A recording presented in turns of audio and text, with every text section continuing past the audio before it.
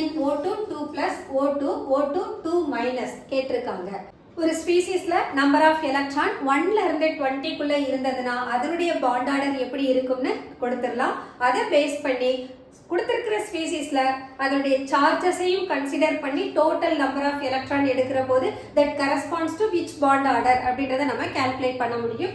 4 8 20 இருந்ததுன்னா அதோட bond order 0 1 3 5 7 9 19 இருந்ததுன்னா அதோட பாண்ட் ஆர்டர் 0.5 2 6 10 18 இருந்ததுன்னா bond order will be 1. 11 and 17 electron the bond order will be 1.5. And 12 and 16 will have the bond order 2. 13 or 15 electron the bond order will be 2.5. 14 electrons in its system the bond order will be 3.